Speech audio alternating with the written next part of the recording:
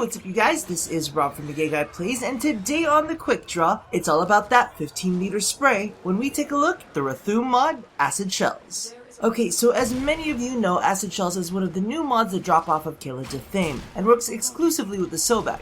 Now, I haven't covered the Sobek in the past because honestly, it's definitely not one of my favorite shotguns. However, Acid Shells does have some very interesting mechanics that allows it to be effective at almost any level. The question is, does its ability to spread the love make up for the Sobek's shortcomings? Now, you can pick up Acid Shells by defeating Kayla Dithame on Sedna, but only after you've accumulated enough points to unlock her court by participating in the Warframe, which is an arena-style mission that pits you against her executioners. And, as for the Sobek, you can pick up its blueprints in the market for 25,000 credits, or if you really feel like wasting some plat, you can pick it up in the market for 225. 225 plat for the Sobek. What?! Now, mechanically, when a Sobek equipped with Acid Shells kills an enemy, it causes them to explode, dealing 450 plus 45% of the dead enemy's max HP in corrosive damage to all enemies within a 15-meter radius. Now, there are a couple things to note. First off, this mod is unaffected by base damage mods as well as any additive mods, so that 450 is just 450.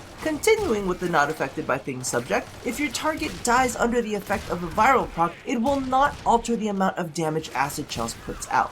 And lastly, take note the damage is radial, meaning that the further away an enemy is from the epicenter, the less damage they will take. Now, from my personal experience, this works insanely well on the Infested, not too bad on the Corpus, and then there's the Grineer, which it works quite well on until you can no longer efficiently kill them. And that is why I'm so sad that this thing is equipped on the Sobek. See, the thing is, both the Infested and the Corpus aren't too difficult to kill with the right build. However, with the Grineer's escalating armor, the Sobek loses its effectiveness when they hit about level 50, making it difficult to land kills and trigger Acid Shell's explosive effects, which is a pity because the mod is best used when targeting high hit point enemies in order to deal large chunks of damage. However, those Grineer tend to be the ones that are the most armored, making them a pain to take out.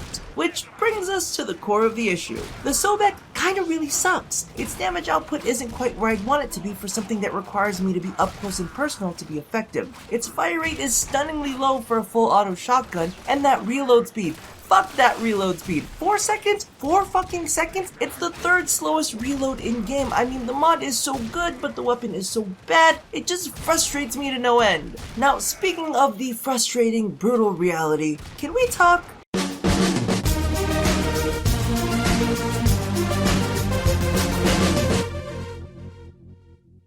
Now, I think the thing that kills me the most is the fact that I kinda love Acid Shells. It scales so well, has an awesome range, and in testing, I've seen its triggers do over 37,000 points of damage. So on its own, it's absolutely amazing. But sadly, it's attached to one of the shittier shotguns in game. It reminds me of one of my favorite quotes. You can put lipstick on a pig, but it doesn't change the fact that it's still a pig. And in this case, DE also grabbed a tiara, a pair of earrings, and a sparkly ass dress because they wanted to go full force on trying to sell us on the possibility that Sobek could be the next Miss Universe with a little help from Acid Shells. And that, my friends, is why I always ask for a face pic on Grindr. Because yes, you may have an amazing dick, and yes, you may be completely ripped, but if that shit is attached to the face of a bridge troll, or even worse, the personality of one, then I'm calling it a no-go. Because even if you are attached to the best dick on the planet, if the face can't kill it, I ain't pulling the trigger. Now, with that said, let's get back to the quick draw.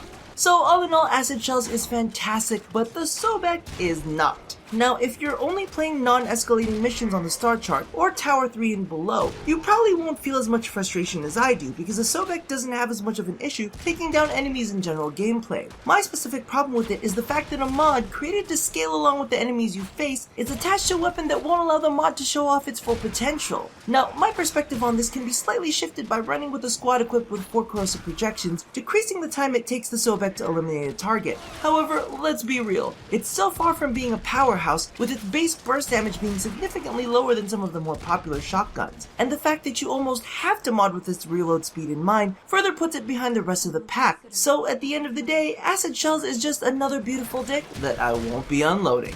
So thank you all for watching this episode of The Quick Draw. If you haven't caught it, be sure to check out my hasty overview of almost all of the rap film mods on my latest episode of Doing It Raw, as well as my first installment of the month in Warframe, April Edition.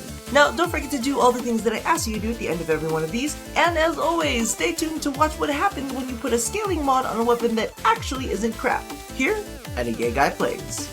Like, the context of this shouldn't be dirty, but all I can not. picture right now is you doing, Ball juggling?